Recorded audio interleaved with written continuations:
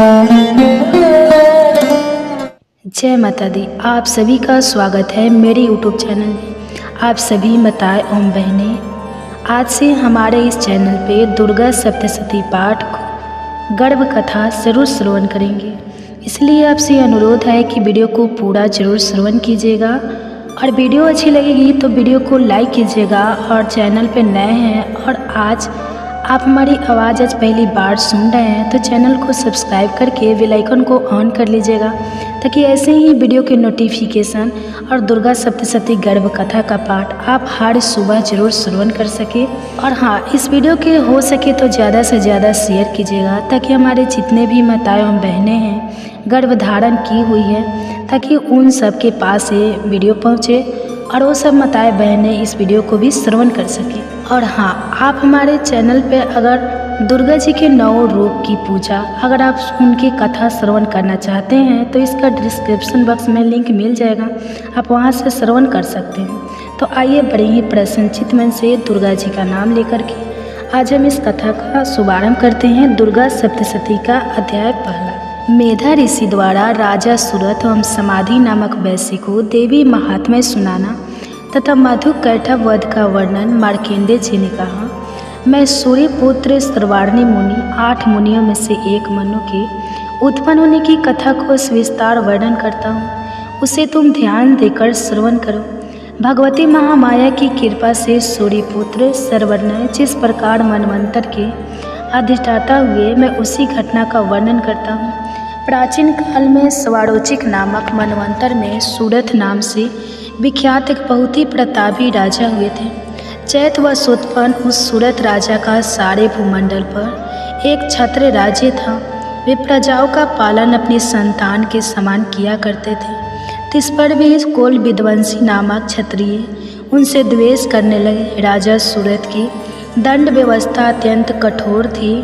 अपने विपक्षियों के साथ राजा सूरत ने भीषण संग्राम किया। यद्यपि कोल विध्वंसी क्षत्रियों की संख्या अल्प ही थी, किंतु विजय लाभ उन्हीं लोगों के मिला।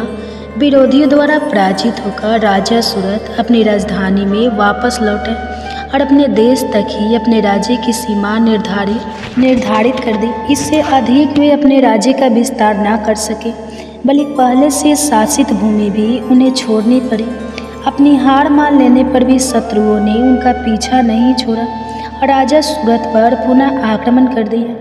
राजा सूरत का युद्ध के कारण सैन्य बल क्षीण हो चुका था, इसलिए उनके विश्वस्त मंत्रियों ने ही कूचक रचकर सूरत के संपूर्ण राज्य को हस्तगत कर लिया। राजा में अब राजश्री न थी, इसलिए वह अकेले ही अश्वारूढ़ होकर मृग्या के बहाने घोर जंगल में पलायित हो गए।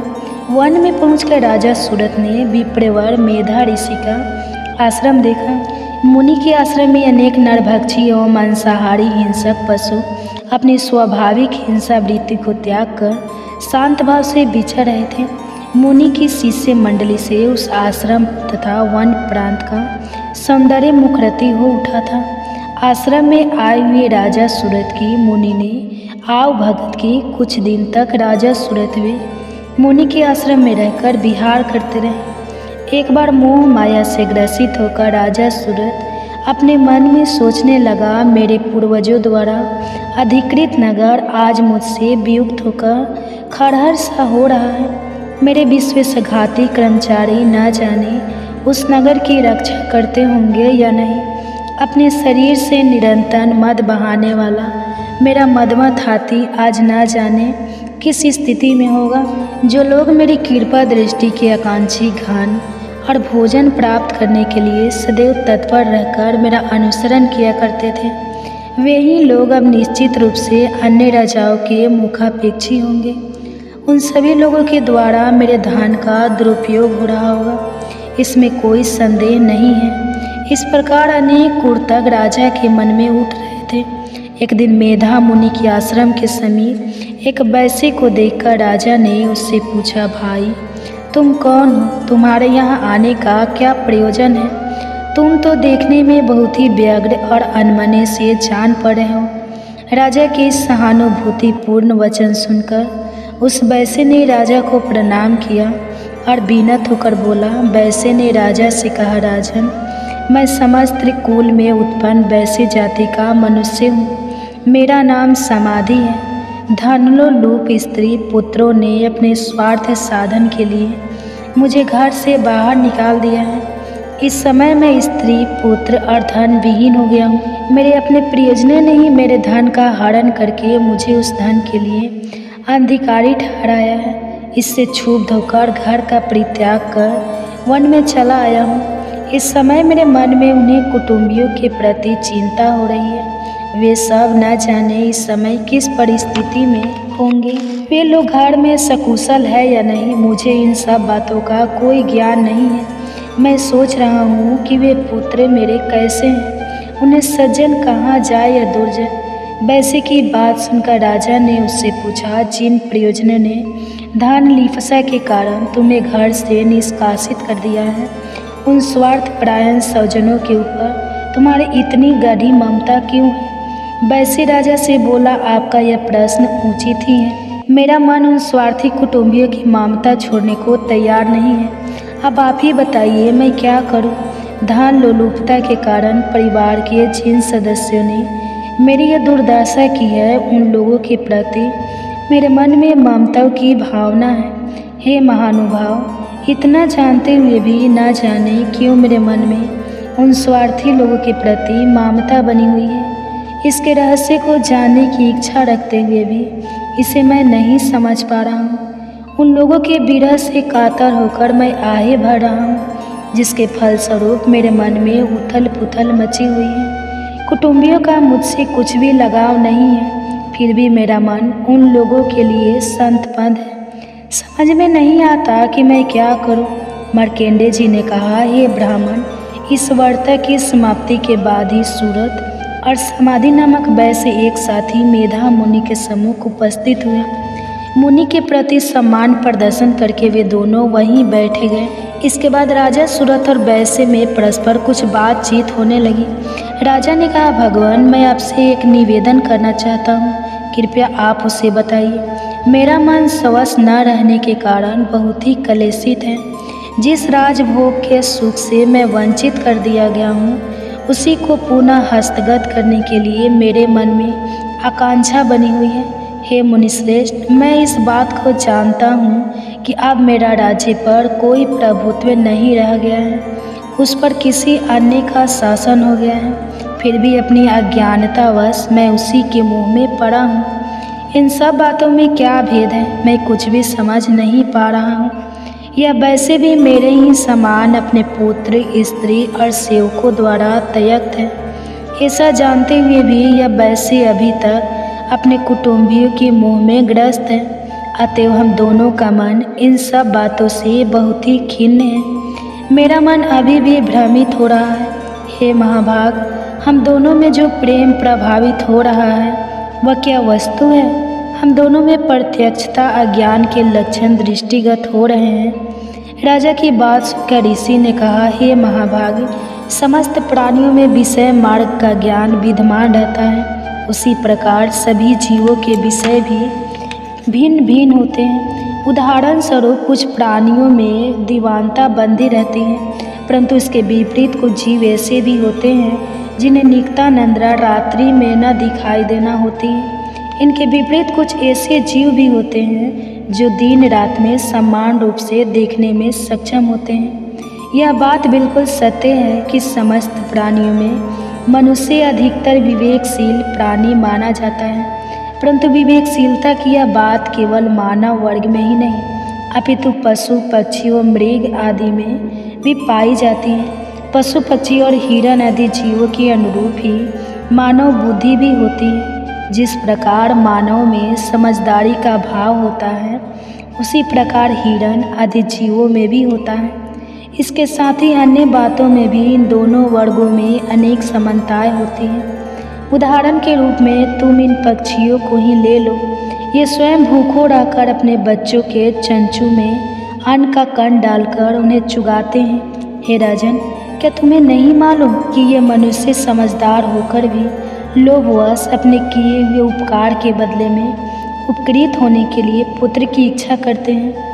इन सब में समझदारी होते हुए भी वे संसार की स्थिति जन्म, मृत्यु आदि की परंपरा को बनाए रखने वाली महामाया भगवती के प्रभाव द्वारा मोह रूपी भ्रमर में डाल दिए जाते हैं और उसी में वे जीव अहरनिश डूबते उतराते रहते हैं। अतः इसमें आश्चर्य की बात नहीं है। जगनियता विष्णु भगवान की योग निद्रा रूपनी महामाया द्वारा ही ये सारा सृष्टि आच्छाद्र हो रही है। महामाया ज्ञानियों के चित्त को भी बलपूर्वक खींचकर मोह सागर में डालकर मोहग्रस्त कर देती है। इस चराचर दृष्टि की कतरी महामाया ही है। जब ये प्रसन्न होती है तो मनुष्य के उद्धार के लिए मुक्ति लाभ का वर देती है। वही परा विद्या, परा और अपरा, ये दो विद्याएं मानी गई हैं। संसार बंधन और मोह माया उत्पन्न कारिणी सनातनी देवी है तथा समस्त देवों की अधिष्ठात्री है। इतना सुनकर राजा ने प्रश्न किया, भगवान, जिन्हें आप महामाया कह रहे हैं वे कौन सी देवी है? हे ब्राह्मण, उसका प्रादुर्भाव किस प्रकार हुआ? उनके क्या क्या चरित्र हैं? हे ब्रह्म वैदों ने मुनिश्रेष्ठ, उन देवी का कथाओं को मैं आपके मुख से सुनना चाहता हूँ। ऐसा सुनकर ऋषि ने कहा, हे राजन, उन देवी का स्वरूप वास्तव में नित्य और सनातन है। संपूर्ण विश्व उन्हीं का स्वरूप मात्र है और वे ही महामाया देवी चराचर सृष्टि के सभी प्राणियों में परिव्याप्त हैं। उन्हीं आपत्ति के अनेक कारण हैं। वह आख्यान मैं तुम्हें सुनाता हूँ। जब ये अवतरित होती है उस समय लोक में उनका अवतार लेना कहा जाता है। प्रलय काल में जब निखिल ब्रह्मांड महासागर में लय हो रहा था तथा सब जीवों के पालक भगवान विष्णु शेष शैया पर योग निद्रा में भूत हो रहे थे, उसी समय उनके कानों की मैल से दो भीषण दानव की उत्पत्ति हुई। वे दोनों बलवान दानव मधु और कैटभ नाम से जगत में अभिविहित हुए। जन्म लेने के तत्काल बाद ही वे दोनों दैत्य सृष्टिकर्ता ब्रह्मा जी का वध करने के लिए उद्यत हुए। उस समय ब्रह्मा जी भगवान विष्णु के नाभि कमल में स्थित थे। उन दैत्यों को अपने वध के लिए तत्पर देखकर उनसे रक्षा के लिए ब्रह्मा जी ने भगवान विष्णु के नेत्रों में स्थित योग निद्रा की स्तुति करना प्रारंभ किया। भगवान की यह अमोघ शक्ति की जगद्धात्री, विश्व की अधिष्ठात्री, संसार का पालन करती एवं संहार करती मानी गई है। उन्हीं योग माया भगवती की ब्रह्मा जी आराधना करने लगे। ब्रह्मा जी ने कहा, हे देवी, तुम ही स्वाहा स्वधा और वष्टकार हो। स्वर भी तुम्हारे ही रूप में निहित है। तुम ही प्राणदायिनी अमृत स्वरूपा हो। नीति अक्षर प्रणव में अकार, अकार, उकार और मकार, इन तीनों मात्राओं में तुम्हारी ही अवस्थिति है। इन तीनों मात्राओं से भिन्न जो बिंदु रूपा नित्य अर्धमात्रा है, जिसका विशेष रूप से उच्चारण नहीं हो सकता, वह भी तुम ही हो। हे देवी, तुम ही संध्या, सावित्री तथा परम जनी स्वरूपा हो। तुम्हारे पर ही निखिल ब्रह्मांड आधारित है। तुम्हारे द्वारा ही इस सृष्टि की रचना होती है। तुम ही एकमात्र पालिका और संहारिका हो। सृष्टि की उत्पत्ति में तुम सृष्टि रूपा पालनकार में स्थिति स्वरूपनी तथा प्रलय काल में संहार स्वरूपनी हो। तुम ही महाविद्या, महामाया, महामेधा, महासमृद्धि, महामोहरूपा, महादेवी और महासुंदरी हो। तुम ही भयंकर काल रात्रि, महारात्रि और मोहरात्रि हो। तुम ही श्री ईश्वरी ही और बोध रूपा बुद्धि हो। लज्जा, पुष्टि, तृष्टि, शांति और क्षमा भी तुम ही हो। तुम ही खंड धारणी, शूल धारणी, घोड़पा, गदा, चक्र, शंख और धनुष धारणी भी हो। बाण, भूषुंडी, परिघ इत्यादि तुम्हारे अस्त्र हैं। तुम सौम्य और सौम्यंतर हो। इतना ही नहीं बल्कि सृष्टि में जितनी सौम्य तथा सुंदर वस्तुएं हैं उन सबसे कहीं अधिक तुम्हारा ही सौंदर्य है। परा एवं अपरा, इन दोनों विद्याओं से परे रहने वाली परमेश्वरी भी तुम ही हो। हे देवी, विश्व के संपूर्ण सत असत वस्तुओं में पाई जाने वाली शक्ति भी तुम ही हो। अतः तुम्हारी स्तुति अवर्ण्य है। संपूर्ण जगत के रचयिता, पालक और संहारक भगवान विष्णु को भी जब तुमने निर्दाभिषुक कर रखा है, तब तुम्हारी स्तुति करने में सक्षम इस ब्रह्मांड में कौन है? मेरे सहित भगवान शंकर तथा विष्णु को भी शरीर धारण करने के लिए तुम्ही ने प्रेरित किया है। अतः तुम्हारी स्तुति में सभी समर्थ हैं। हे देवी, तुम तो अपने इस उदार प्रभाव के कारण ही प्रशंसित हो। इन दोनों अपराजय दानव को तुम विमुक्त करके भगवान विष्णु की निद्रा भंग कर दो।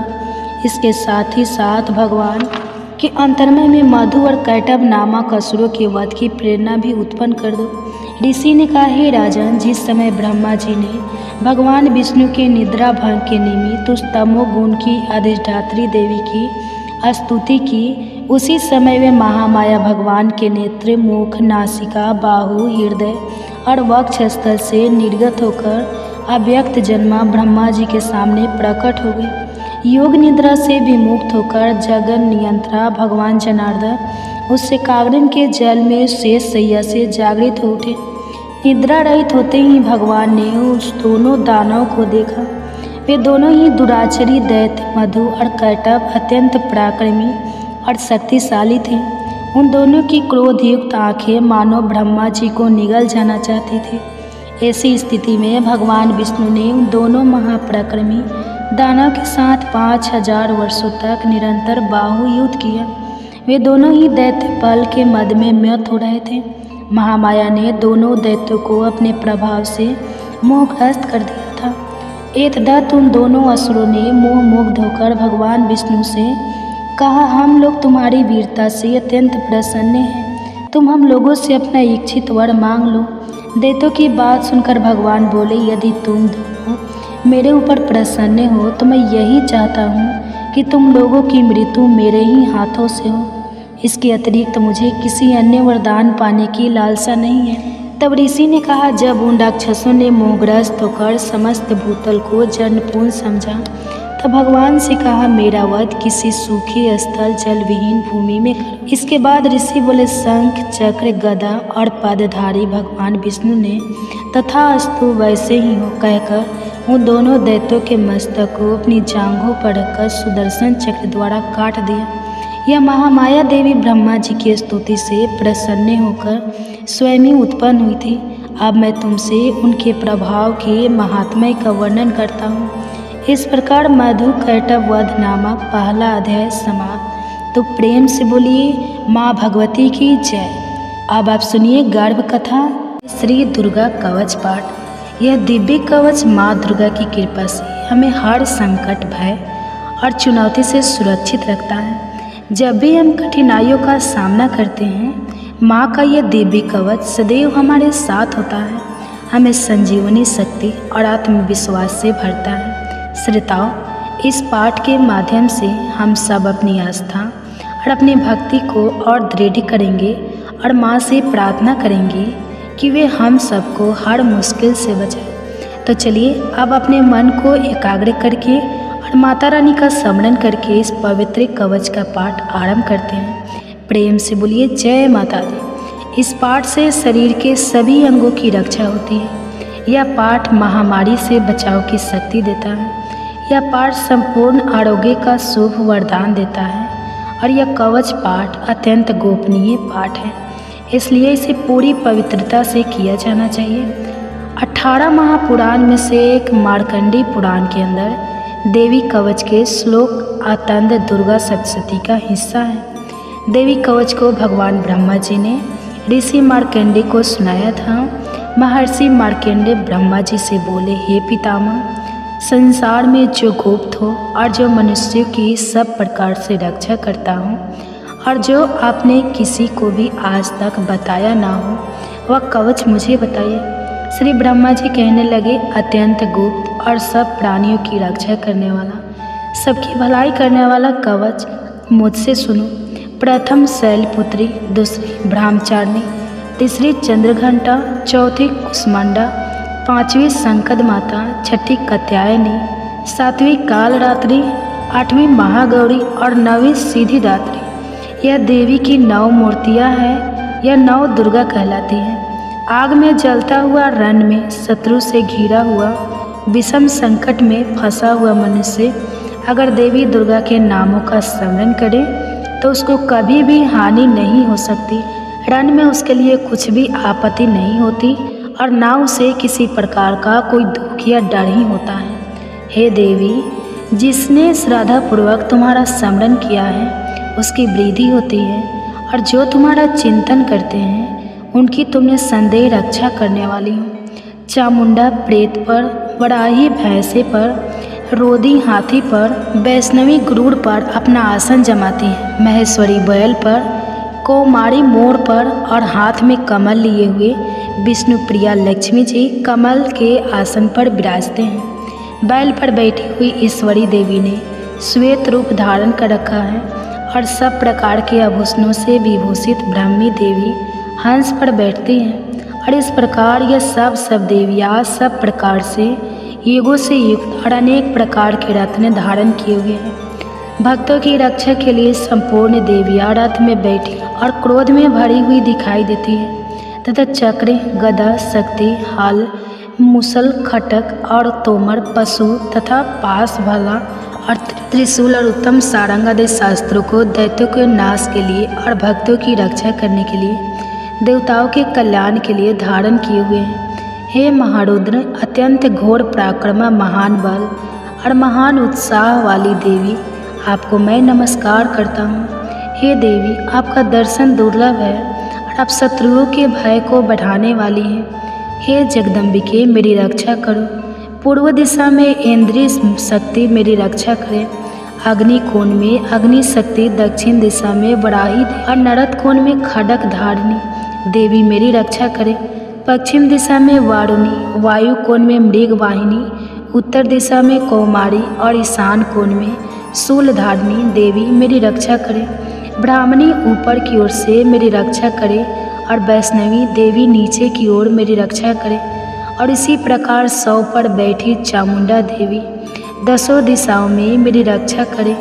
जया देवी आगे, विजया पीछे की ओर, अजिता बाई और अपराजिता दाहिनी ओर मेरी रक्षा करे।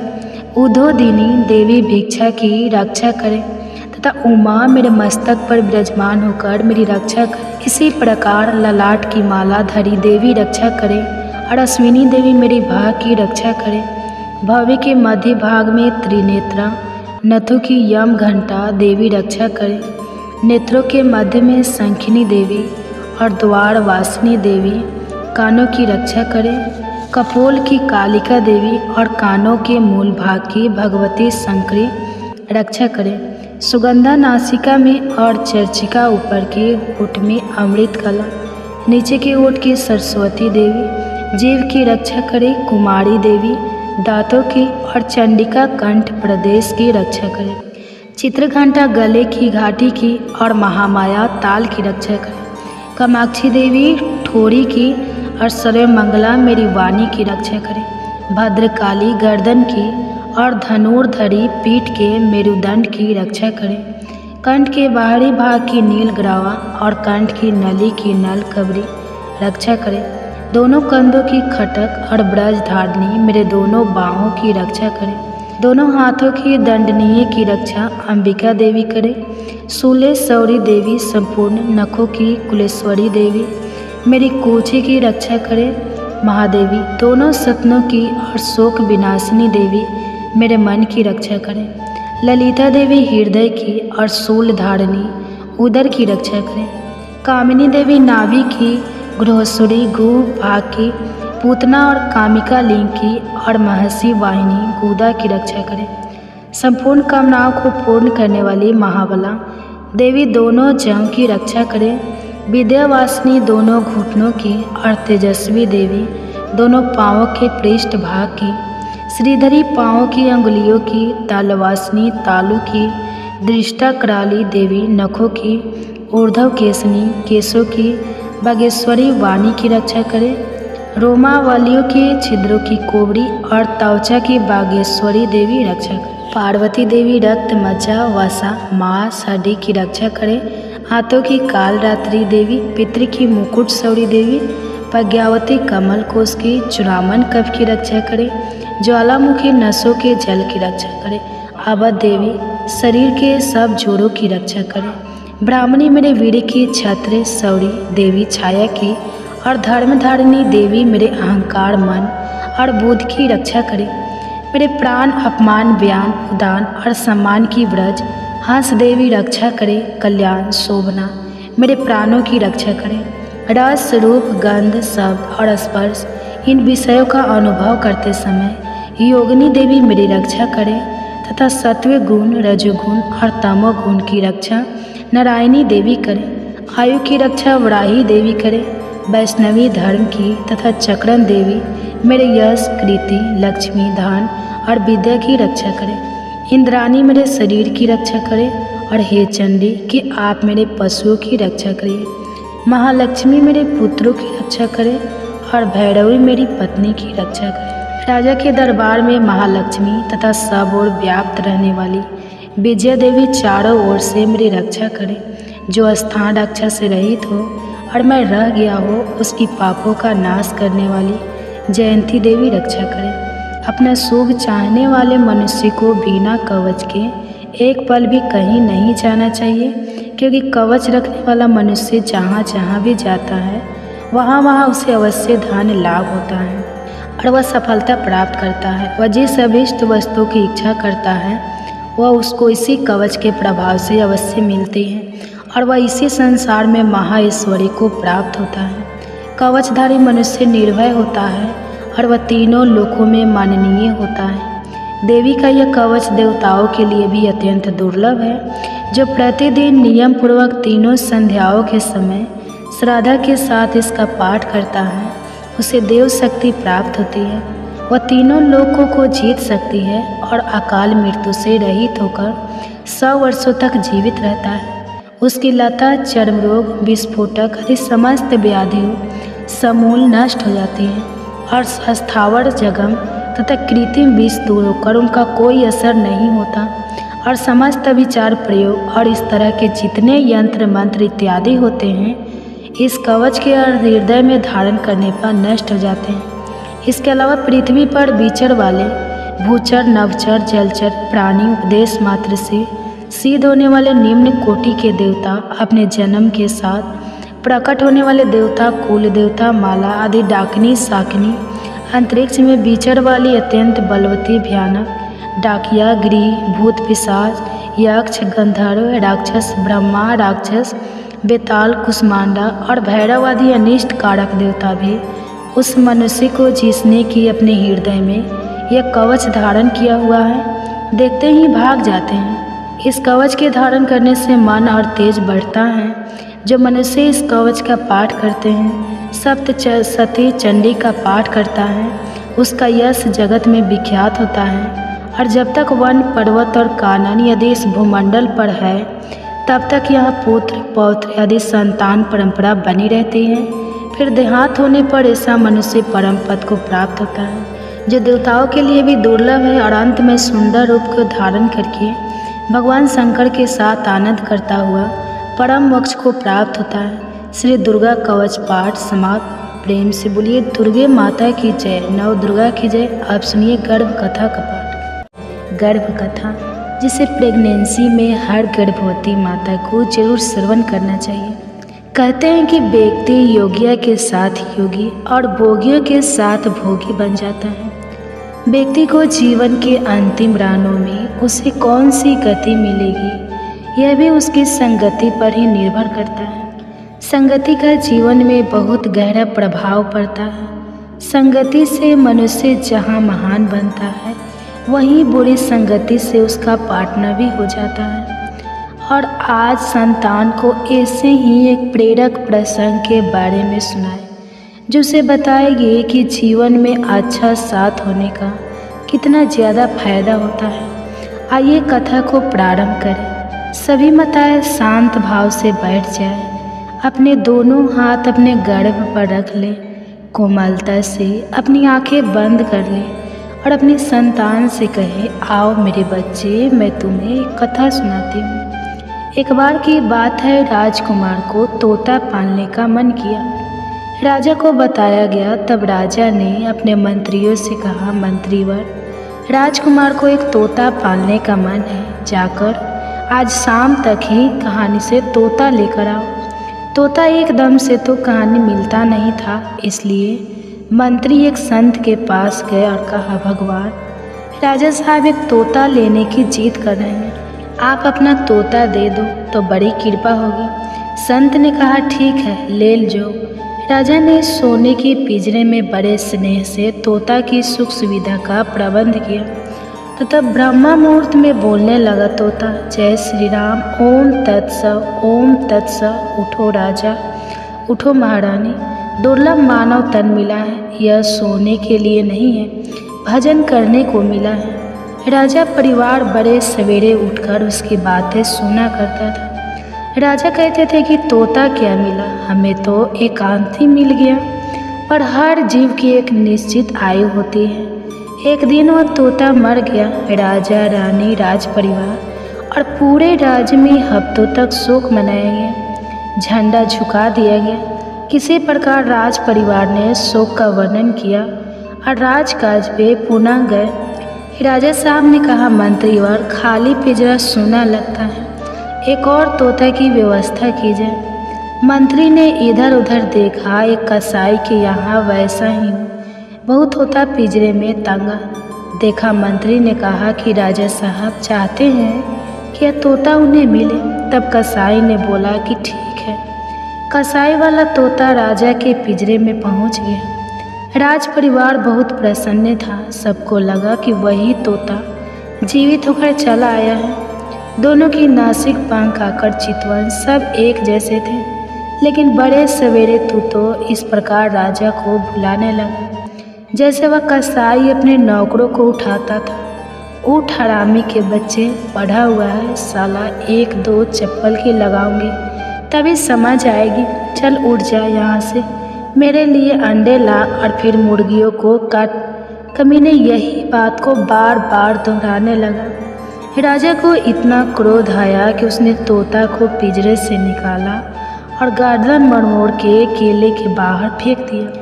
मेरे बच्चे वे दोनों तोता सेज भाई थे, पर एक ही गर्दन मरोड़ दी गई तो दूसरे के लिए झंडा झुका दिए गए। भंडारा किया गया, शोक मनाया गया। आखिर भूल हुई तो कहाँ हुई? अंतर था दोनों की संगति का। मेरे बच्चे, हम सभी को यह मानव तन समाज रूप से मिला है। बच्चे, हम सभी को यह तनाव मानव जाति सब समाज रूप से मिला है। पर कोई उसे जीवन में ऐसे काम कर जाते हैं कि उन्हें सदियों तक सब याद रखते हैं। तो कहानी कुछ लोग ऐसे भी होते हैं जिसे उनके माता पिता परिवार जन की तंग आ जाते हैं। तो इसलिए कहा जाता है कि हम सदैव अच्छे लोगों का, अच्छी किताबें का संग करना चाहिए। वही हमारे जीवन की गाड़ी को सही रास्ते पे ले जाते हैं और अंत समय हमारी गति को कम करते हैं। कबीर दास जी ने बड़े ही सरल शब्दों में कहा है, कबीर तन पंछी भाया, जहाँ मन तहाँ उड़ी जाए। जो जैसी संगति करे सो पैसा फल वैसा ही पाए। अर्थात कबीर दास जी कहते हैं कि हमारा तन एक पक्षी की तरह है, उसके पास आज़ादी भी है। वह चाहे जिस दशा में उड़ सकता है, पर उसे यह समझना चाहिए कि वह जहाँ जाएगा, उनकी संगति करेगा, उसे अपने जीवन में वैसे ही परिणाम मिलेंगे। इसलिए हमें ध्यानपूर्वक एक एक काम बढ़ाना चाहिए। अपने संगति पर सदैव पैनी नज़र रखनी चाहिए। मेरे बच्चे, चलो अब आज के लिए इतना ही। अब तुम कृष्ण की वाणी सुनो। श्री कृष्ण कहते हैं, किसी भी व्यक्ति के अपने जीवन में सफल ना होने के सबसे मुख्य कारण होते हैं खुद पर भरोसा ना होना। जीवन में वही व्यक्ति सफल होता है जिसे खुद पर भरोसा हो। जिस व्यक्ति को खुद पर भरोसा नहीं है वह कभी भी सफल नहीं हो सकता। एक बार दानवीर कर्ण ने भगवान श्री कृष्ण से अपनी व्यथा सुनाई और कहा कि हे प्रभु, जब मैं पैदा हुआ तब मेरी माँ ने मुझे त्याग दिया, इसमें मेरा क्या अपराध था? द्रोणाचार्य ने मुझे शिक्षा देने के मना कर दिया क्योंकि वह मुझे क्षत्रिय नहीं मानते थे, इसमें भी मेरा क्या अपराध? और द्रौपदी के स्वयंवर में मुझे अपमानित किया गया क्योंकि महाराज परिवार का हिस्सा नहीं हूँ। जवाब में श्री कृष्ण ने कहा, हे कर्ण, जरा ध्यान से सुनो। मेरा जन्म हुआ तब मैं कारागार में था और मैं पैदा होते ही मेरी मृत्यु मेरा प्रतीक्षा कर रही थी। जिस रात मेरा जन्म हुआ था उस रात मुझे मेरे माँ बाप से अलग होना पड़ा, जहाँ पहुँचकर मुझे हर वो एक काम करना पड़ा जो एक गरीब परिवार में करना पड़ता है। गायों का गोबर हाथ से उठाना। जब मैं चल नहीं सकता था तब मुझ पर प्राण घातक हमले किए गए। मुझे मारने की बार बार कोशिश की गई। न मेरे पास बचपन में शिक्षा थी, न ही महल था, न कोई गुरुकुल था, न कोई विशाल सेना थी, लेकिन तब भी मेरे मामा मुझे उनका सबसे बड़ा शत्रु मानते थे। मेरा भी जीवन कई चुनौतियों से गुजरा है। यह बात इतना महत्वपूर्ण नहीं है कि जीवन में कितनी बार अपमानित होना पड़ रहा है, पर यह महत्वपूर्ण है कि आप उस अपमान का जवाब कैसे दे रहे हैं। आपके पास ज्ञान है जिसका आप इस्तेमाल कर पा रहे हैं, और इन सब चुनौतियों को पार करके कैसे आगे बढ़ते हैं, यह सब बात सबसे अधिक महत्वपूर्ण है। जब कुछ किताबों से ही सीखने को नहीं मिलता, कुछ मतलबी लोगों से भी बहुत कुछ सीखने को मिलता है। गलती उसी से होती है जो मेहनत से काम करता है। निकम्मे की ज़िंदगी में तो दूसरे की बुराई खोजने में ख़त्म हो जाती है। इज्जत इंसान की नहीं होती, ज़रूरत की होती है। ज़रूरत ख़त्म तो इज्जत ख़त्म। बोलना सीखिए, वरना ज़िंदगी भर सुनना पड़ेगा। उड़ने में बुराई नहीं है, आप भी उतना ही उड़े जहाँ से ज़मीन साफ दिखाई देती है। सिर्फ वो लोग आपकी परवाह करते हैं जो आपको तब भी सुन सकते हैं जब आप चुप होते हैं। चिंता उतनी करिए जितने में काम हो जाए, उतना नहीं कि ज़िंदगी तमाम हो जाए। आप अपने शब्दों को चाहे जितनी भी समझदारी से बोलिए, लेकिन सुनने वाला अपनी योग्यता और अपने मन के विचारों के अनुसार उसका मतलब निकालता है। यकीन करो, जो तुम्हें भूल चुका है वो भी याद करेगा, बस उसके मतलब के दिन आने दो। कहानी ज़िंदगी की यही है कि इसमें मनचाहा किरदार नहीं मिलता। ज़िंदगी तो अपने दम पर ही जाती है, दूसरे को कंधे पर तो सिर्फ जनाजे उठाए जाते हैं। आपकी मुस्कान, आपके चेहरे पर भगवान के हस्ताक्षर हैं। उसे अपने आंसुओं से धुन ले या क्रोध से मिटने ना दे। कोई भी व्यक्ति हमारा मित्र या शत्रु बनकर संसार में नहीं आता। हमारा व्यवहार और शब्द ही लोगों को मित्र और शत्रु बनाता है। जो व्यक्ति हर वक्त दुख का रोना रोता है, उसके द्वार पर खड़ा सुख बाहर से ही लौट जाता है। जिसके पास उम्मीद और आस है, वह जिंदगी के हर इम्तिहान में पास है। हर कोई अपना नहीं होता, और यही सच है। कितने अजीब है यह जवानी के लोग, खिलौना छोड़कर जज्बातों से खेलते हैं। महान दिमाग विचारों की चर्चा करता है, औसत दिमाग घटनाओं की चर्चा करता है, और छोटा दिमाग लोगों की चर्चा करता है। अहंकार ना पालिए, वक्त के समंदर में कई सिकंदर डूब गए। इन 5 जगहों पर हमेशा चुप रहिए। पहला, जहां आपके शब्दों की कोई कीमत नहीं। दूसरा, जहां बोलने के बाद आपको पछताना ना करना पड़े। तीसरा, अगर आपके बोलने से किसी का दिल दुखता है। चौथा, अगर आप गुस्से में हो, क्योंकि गुस्से में इंसान बिना सोचे समझे कुछ भी बोल देता है। और पांचवा, जहां आपकी समझदारी से कोई सुनने वाला ना हो। किसी का कष्ट देखकर अगर तुम्हें भी कष्ट होता है, तो समझ लेना तुम्हारी आत्मा में परमात्मा विराजमान है। सिर्फ सुकून ढूंढिए, ज़रूरतें कभी पूरी नहीं होती। ज़िंदगी में सारा झगड़ा ख्वाहिशों का है। ना तो किसी को गम चाहिए और ना ही किसी को कम चाहिए। जिसके इरादे हमेशा साफ होते हैं, कई बार लोग उसके ही खिलाफ होते हैं। जो तुमसे तंग आ जाए उसे छोड़ दो, क्योंकि बोझ बन जाने से याद बनना बेहतर है। झूठ की खरीदारी ज़्यादा दिन तक नहीं टिकती। सच एक ही सही अंत तक साथ देता है। किसी इंसान के आज को देखकर उसके भविष्य का मजाक मत उड़ाओ, क्योंकि समय में इतनी शक्ति है कि वह कोयलों को भी धीरे धीरे हीरे में बदल देता है। समय जब फैसला करता है तो गवाही की ज़रूरत नहीं होती। इंसान का काम तमाम करने वाला शब्द है, कल करूँगा। ना तो अधिक बोलना अच्छा है, ना ही ज़रूरत से ज़्यादा चुप रहना। जैसे बहुत अधिक वर्षा होना भी अच्छा नहीं है, वैसे बहुत अधिक धूप भी अच्छी नहीं होती। विचार कीजिए, जब हमारा जन्म हमारी मर्जी से नहीं होता, तो मरण भी हमारी मर्जी से नहीं होता। तो इस जन्म मरण के बीच में होने वाली सारी व्यवस्था हमारी मर्जी से कैसे हो सकती है। ज़िंदगी में हर मौके का फ़ायदा उठाओ, पर किसी के मजबूरी का नहीं। अगर ज़िंदगी मौका देती है तो धोखा भी देती है। आज के ज़माने में सुखी होना तो स्वार्थी बनना पड़ेगा। यह हम नहीं, इस युग की सत्य हकीकत है। जो हमारे जज्बातों की कदर नहीं कर सकते, उनके पीछे पागल होना प्यार नहीं, बेवकूफ़ी है। हवाएं अगर मौसम का रुख बदल सकती हैं, तो दुआएं भी मुसीबत का पल ज़रूर बदल सकती हैं। जो दिल में है उसे कहने की हिम्मत रखो, जो दूसरे के दिल में है उसे समझने की समझ रखो। रिश्ते कभी नहीं टूटेंगे।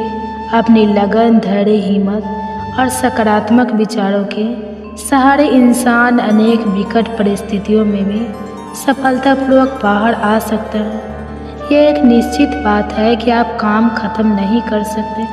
अगर आप काम शुरू नहीं करेंगे, किसी भी काम का सबसे कठिन हिस्सा काम को शुरू करना है। कभी हार मत मानो। आज कठिन है, कल बेहतर होगा, लेकिन कल के दिन के बाद सुनहरा होगा। अगर इंसान में कुछ करने की इच्छा हो तो दुनिया में कुछ असंभव नहीं है। जहाँ दूसरों को समझना मुश्किल हो जाए, वहाँ खुद को समझ लेना ही बेहतर है। बदन है मिट्टी का, सांसें सारी उधार है।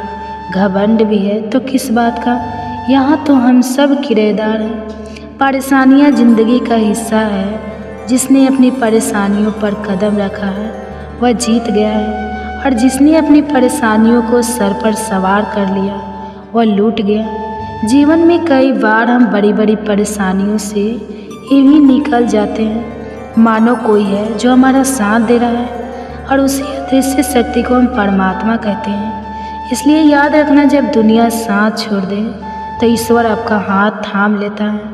क्रोध के सामने थोड़ा रुकना सीखो, और गलती के सामने थोड़ा झुकना सीखो। जो आपके हाथ में नहीं है, यदि उसका मुंह करोगे तो जीवन नर्क बन जाएगा। जीवन में इतना सबक तो मिल गया। फिक्र में रहोगे तो खुद चलोगे, बेफिक्र रहोगे तो दुनिया जलेगी। तन्हाई का एक अलग ही मज़ा है, इसमें डर नहीं होता। किसी के छोड़ जाने तुमने खुद को कमज़ोर मन रखा है, वरना जो तुम कर सकते हो कोई दूसरा नहीं कर सकता।